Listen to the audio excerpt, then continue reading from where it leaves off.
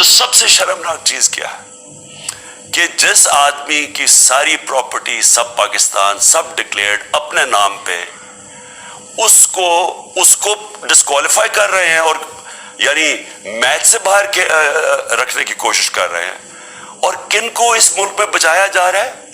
इस मुल्क के बड़े बड़े मुजरिम जिनके ऊपर अरबों रुपए के केसेस हैं, वो आके पहले तो उनको साजिश के तहत मुल्क पे बैठाया जाता है, फिर वो कानून असेंबली में बैठ के नैब का कानून चेंज करते हैं और 1100 अरब रुपए अपना माफ करवा लेते हैं। कौम जब नीचे पिसी हुई है आज महंगाई में, बेरोजगारी में, 6 महीने में इन्होंने मुल्क किधर से किधर पहुंचा दिया है।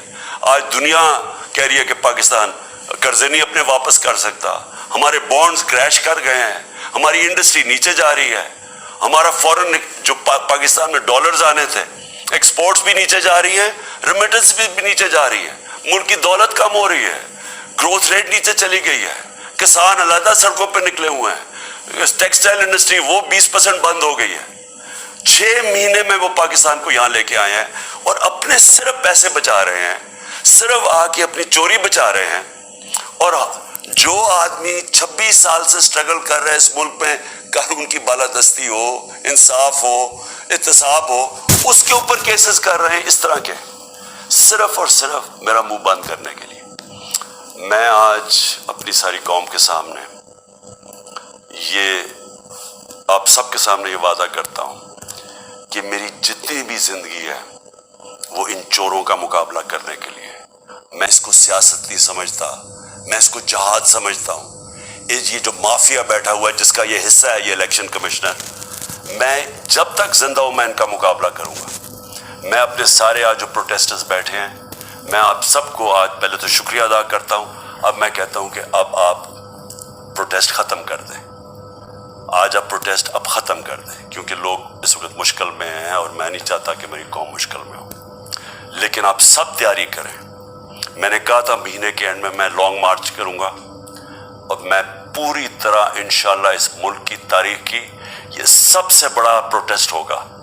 और ये सिर्फ लॉन्ग मार्च पे ख़त्म नहीं होगा, ये मेरी हकीकी आज़ादी की तहरीक चलती रहेगी जब तक इस मुल्क के अंदर कानून की बालादस्ती कायम नहीं होगी। इस तरह के चोर, इस तरह के डाकू, इस तरह के माफिया, इस तरह का ये करप्ट इलेक्शन कमिश्नर, जब तक ये बैठे हैं मेरी ये तहरीक चलेगी।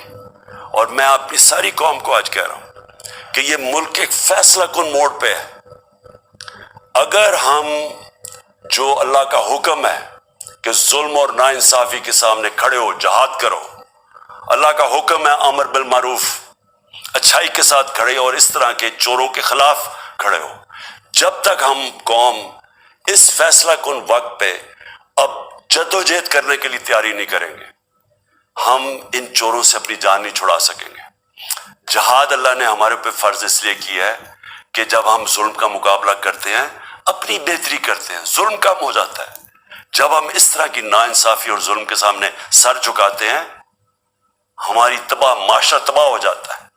जब माशरा अच्छे और बुरे की तमीज खत्म करता है, ये चोर जाके मुल्क का फैसला करते हैं, वो माशरा को तबाह कर देते हैं। हम आज उस फैसला कुन वक्त पे खड़े हैं। मैं आपको कॉल दूंगा, फिर से मैं आपको कहूँ, और इंशाल्लाह इस मुल्क की तारीख की ये सबसे बड़ा मुजाहरा होगा, ये सबसे बड़ी प्रोटेस्ट मूवमेंट होगी और ये रुकेगी नहीं। अब ये जब तक हम इस मुल्क को हकीकी तौर पे आजाद नहीं करते, ये मेरी प्रोटेस्ट मूवमेंट अब चलती रहेगी। पाकिस्तान जिंदाबाद।